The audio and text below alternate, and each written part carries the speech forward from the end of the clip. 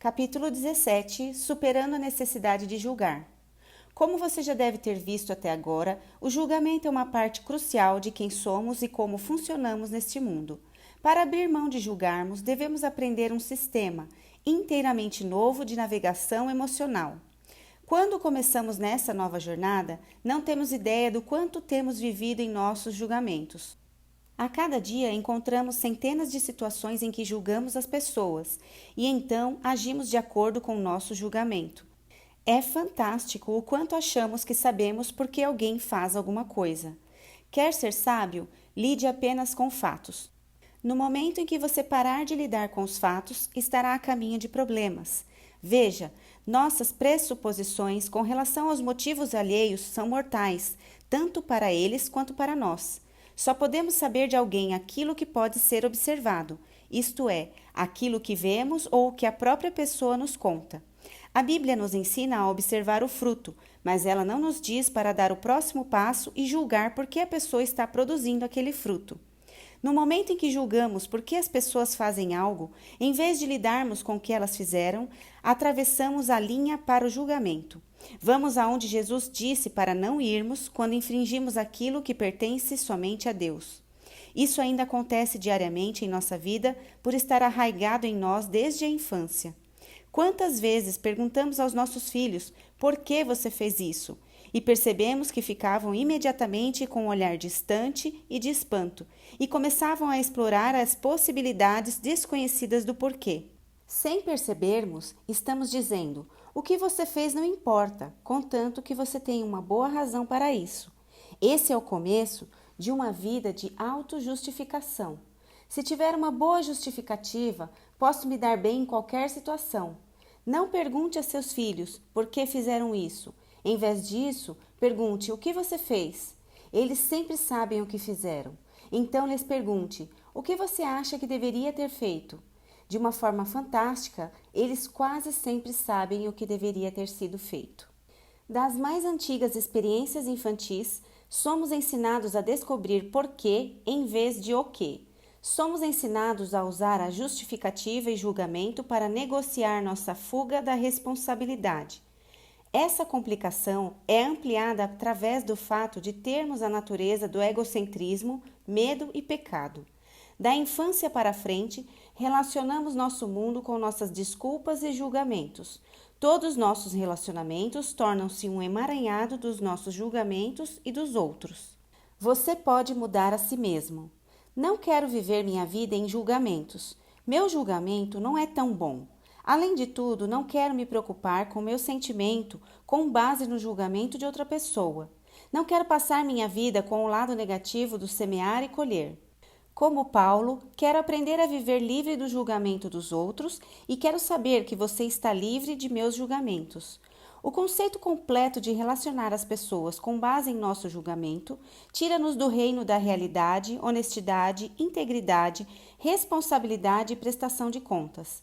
Claro que não podemos fazer nada em relação ao que o resto da sociedade faz, mas podemos fazer algo sobre o que nós estamos fazendo. Podemos decidir que não iremos mais viver com base em nossos julgamentos. Podemos escolher não permitir que nossa vida oscile sem controle, tão somente nos baseando em nosso julgamento sobre o motivo que leva as pessoas a fazer o que fazem. Se alguém é grosseiro conosco, não temos de imaginar, fantasiar e julgar. Podemos tanto lhe perdoar quanto nos comunicar com ele. Se o teu irmão pecar contra ti, vá e repreenda-o em particular. Se ele ouvir, você ganhou seu irmão. Mateus 18:15. Somente se o irmão pecar de fato, temos o direito de considerar seu erro. Se formos hipersensíveis e nosso irmão não tenha pecado de fato, então o erro é nosso. Se o irmão violou um princípio das Escrituras com relação a nós, deveríamos mostrar-lhe o erro, como diz o versículo 15. A maioria das pessoas não percebe quando ofende. Verifique seu coração antes de confrontar. O problema é que muita gente teme o confronto. O medo geralmente é baseado em experiências negativas anteriores. Se formos ao ofensor com julgamento em vez de revelar sua ofensa, sempre criaremos conflito. É essencial que tenhamos um olhar diferente para o princípio do confronto. A primeira lei do confronto é: liberte-se de qualquer julgamento. Não é o momento para dizer à pessoa porque ela fez o que fez. Veja, o julgamento pede punição. Assim, se nos aproximamos de uma pessoa que nos ofende com um coração de julgamento, nosso alvo não é restaurar o relacionamento com ela, e sim fazê-la sofrer, ver como está errada, bem como fazê-la ver que tipo de pessoa nós a consideramos. Provérbios 15:1 salienta: a palavra dura suscita ira. Nosso julgamento não somente deixará o ofensor nervoso, mas o colocará na defensiva. O conflito que resultará já não será mais o da ofensa, mas a face de nosso julgamento que surge dentro de uma batalha defensiva sobre qual é o julgamento correto. Se não podemos confrontar em amor, não estamos prontos para o confronto. Podemos nos perguntar algumas coisas antes de confrontarmos para checar nossos motivos. Estou fazendo isso para provar que estou certo? Estou tentando vencer a discussão? Estou tentando ficar quite? O modo como estou fazendo isto está promovendo a paz ou o conflito? A maneira pela qual estou lidando com a situação afetará a autoestima da pessoa? Ao nos fazer essas perguntas, temos uma visão firme de nossas responsabilidades. O fato de sermos ofendidos por alguém não nos isenta de nossas responsabilidades. Confronto sem julgamento. Num confronto saudável, nós apenas revelamos às pessoas o efeito de suas ações. Podemos salientar o que fizeram e informá-las de como nos fizeram sentir, mas jamais fazemos uma avaliação de seu caráter, pois não podemos fazer julgamento. É completamente impróprio para nós formularmos um padrão de quando isso acontece, a não ser que já tenha acontecido um confronto semelhante anteriormente.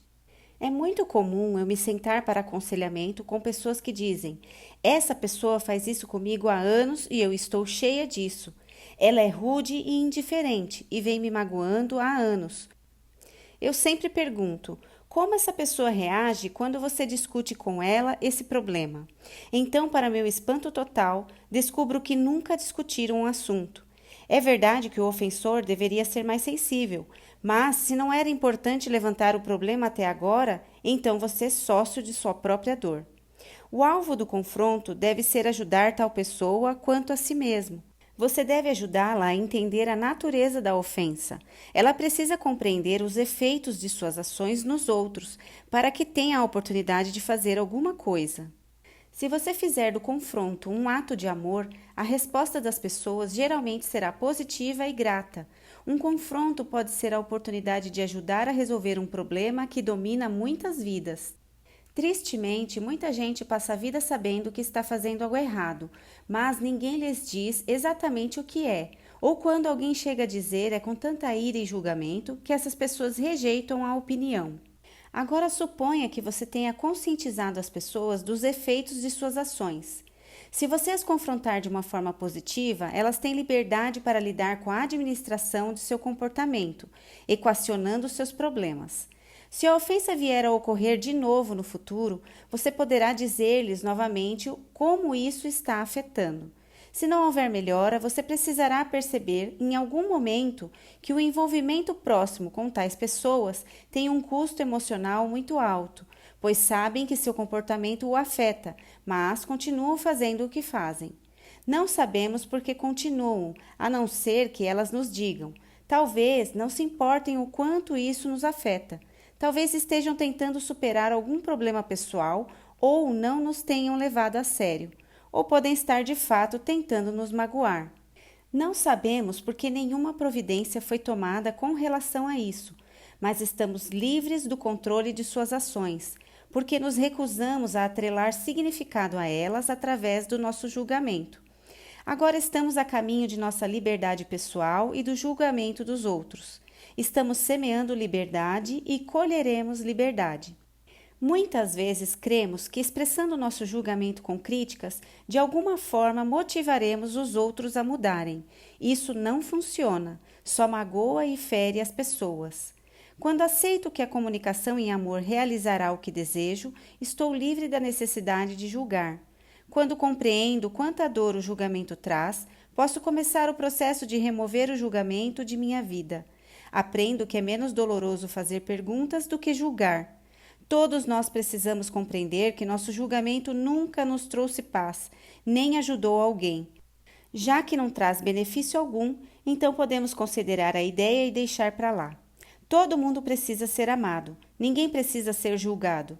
Se o amor não resolver o problema, nada o fará. Abra mão do direito de julgar, liberte você mesmo e o mundo ao seu redor.